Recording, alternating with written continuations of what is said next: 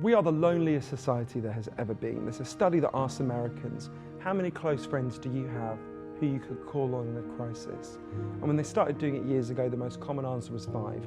Today, the most common answer is none. I learned a lot about how this is affecting us from a man called Professor John Cacioppo, who was at the University of Chicago, one of the leading experts in the world about loneliness. He proved a few things. First thing he proved is that for a human being, being acutely lonely is as bad for your health as smoking 15 cigarettes a day.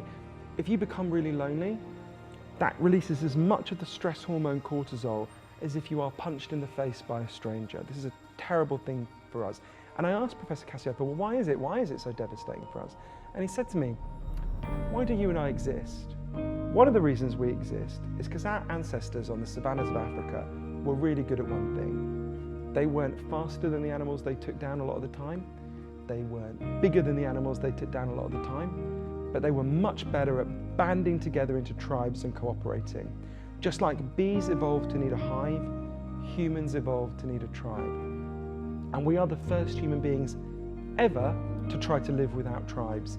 It's making us feel terrible. Picture a bee that decided it was going to live apart from the hive. It would go crazy, it would start acting in a way that was completely haywire. Now imagine telling that bee that it was feeling that way just because of a pollen imbalance in its brain, right? You can see how that would be a bizarre way of thinking. So what I wanted to think about is, given that loneliness is driving this epidemic of depression and anxiety, it's one of the 9 factors I write about in my book, Lost Connections.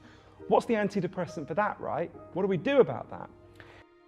One of the heroes of my book, Lost Connections, is an amazing man called Dr. Sam Everington. And Sam was really uncomfortable because as a GP, he had loads of patients coming to him who were depressed and anxious. Like me, he's not opposed to chemical antidepressants, but he could see that they were taking the edge off for some people, but they weren't solving the problem for most of his patients. So he decided to pioneer a different approach. One day, a woman came to see him called Lisa Cunningham, who I got to know quite well. Sam said to Lisa, don't worry, I'll carry on giving you these drugs. I'm also going to prescribe something else. I'm going to prescribe for you to take part in a group.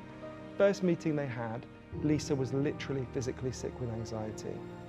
But a couple of things happened. The first thing was Lisa noticed they had something to talk about that wasn't how shit they felt, right? Normally with depressed and anxious people, we either drug them or we give them places to talk about their distress, both of which have value.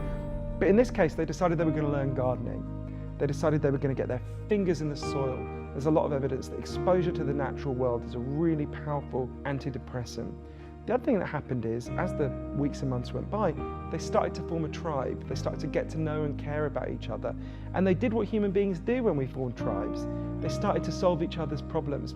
One of the guys in the group had been thrown out of his home and was sleeping on the bus. Everyone else was like, of course you're depressed and anxious if you're sleeping on a bus, right? They started to pressure the local authority to get him a home. They succeeded. It was the first time they'd done something for someone else in years. It made them feel great.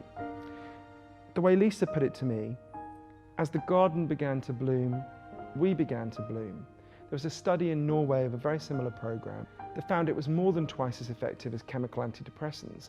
I think for a simple reason. It was dealing with some of the reasons, the disconnection from other people, the disconnection from the natural world.